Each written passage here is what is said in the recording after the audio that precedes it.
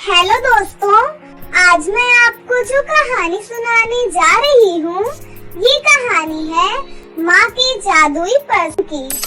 तो चलिए दोस्तों, देखते हैं माँ के जादुई पर्स की कहानी। एक गांव में रानी नाम की एक लड़की रहती थी। जब रानी छोटी थी तो उसकी माँ उसे छोड़कर चली गई थी। उसके पिता मनोज अक्सर शहर में रहा करते थे, इसीलिए उन्होंने चमेली नाम की एक औरत से शादी कर ली थी। चमेली शुरू में रानी से बहुत प्यार करती थी, लेकिन जैसे जैसे दिन बीतने लगे, चमेली की एक बेटी हुई, जिसका नाम उसने चिंकी रखा। चिंकी के पैदा होते ही चमेली ने रानी के साथ बुरा व्यवहार करना शुरू कर दिया था। वो रानी से घर का सारा काम करवाती थी और अपनी बेटी का ध्यान रखने के लिए रानी को कहा करती थी। चमेली सारा दिन अपनी सहेलियों के साथ बाहर घूमती रहती थी और घर आकर फोन पर टाइम पास किया करती थी। इधर चिंकी का ध्यान रानी रखती थी। चिंकी रानी से और रानी चिंकी से बहुत प्यार किया करती थी। धीरे धीरे चिंकी बड़ी होने लगती है और रानी को अपनी सगी बहन की तरह मानने लगती है। अब चमेली का व्यवहार रानी के लिए और भी बुरा होता जा रहा था। चमेली रानी को ठीक से खाना भी नहीं देती थी और बहुत मारती पीटती थी। एक दिन की बात है, रानी किचन में सफाई कर रही थी, तभी उसके हाथ से एक कांच का गिलास गिरकर टूट जाता है। तभी उसकी माँ चमेली रसोई घर में आती है। गिलास टूटा देखकर उन्हें बहुत गुस्सा आता है और वो रानी को एक जोरदार थप्पड़ मारती है और बोलती है, करमजली, तूने इतना महंगा गिलास तोड़ दिया। मेरे 6 गिलास का ये सेट था, तूने पूरा सेट खराब कर दिया। ठीक से काम नहीं कर सकती क्या? खाने के लिए तो हाथ तेरे बड़ी जल्दी जल्दी चलते हैं और काम के समय तेरे हाथ ही नहीं चलते। माँ, मुझे माफ कर दीजिए, ये मैंने जानबूझकर नहीं किया।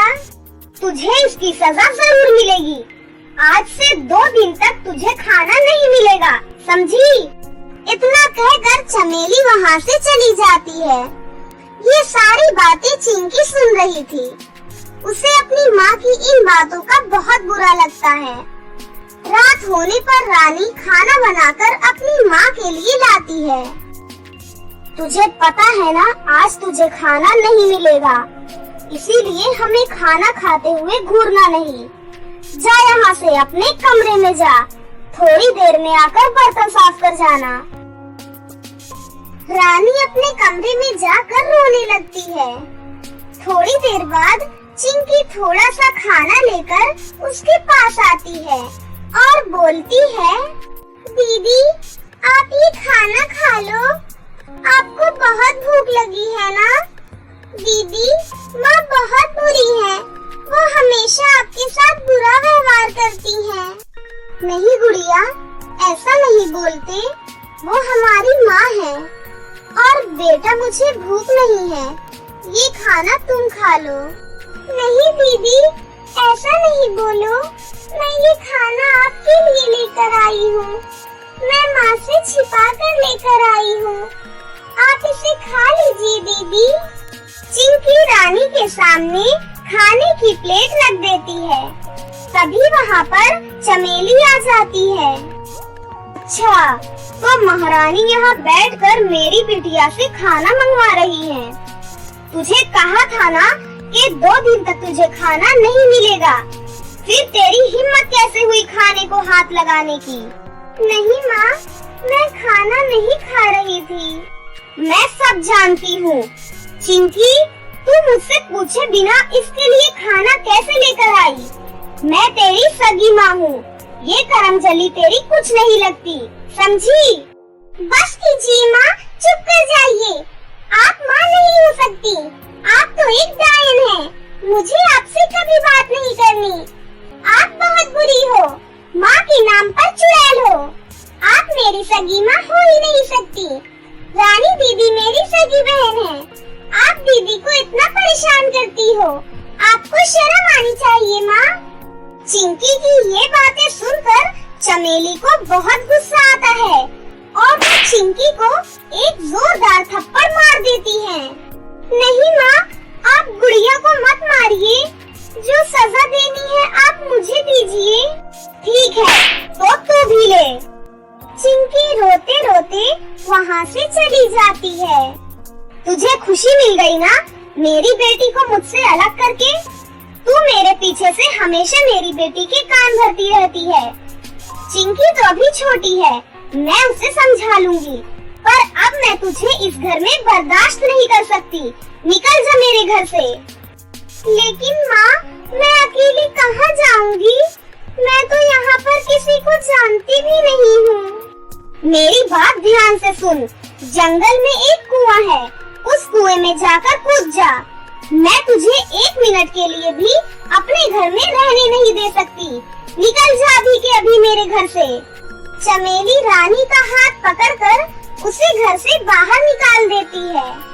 रानी रोते हुए जंगल की ओर चल देती है और वहाँ बैठकर रोने लगती है।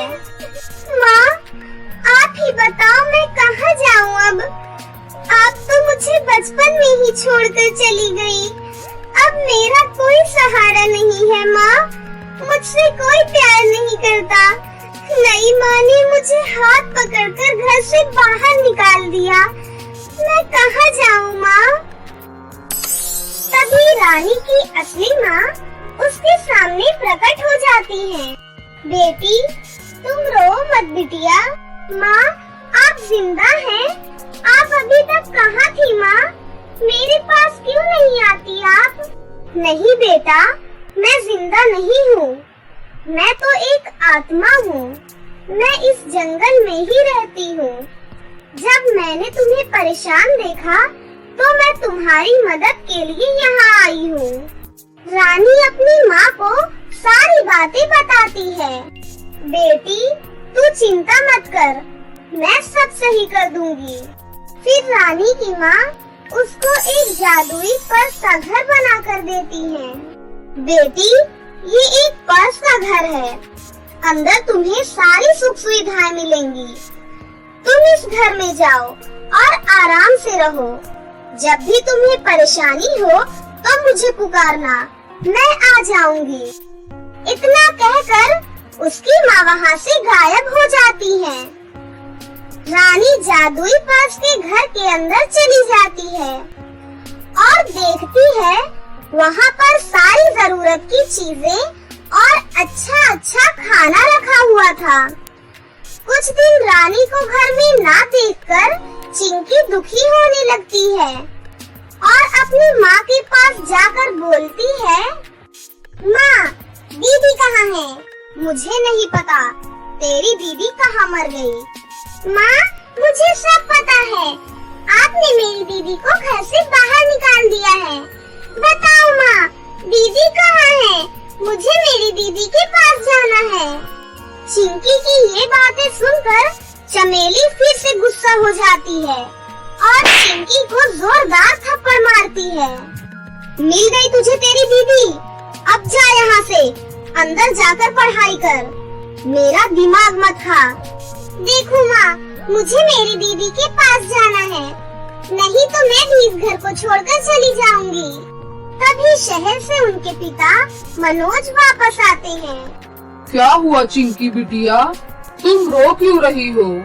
पिताजी, माँ ने दीदी को घर से बाहर निकाल दिया है।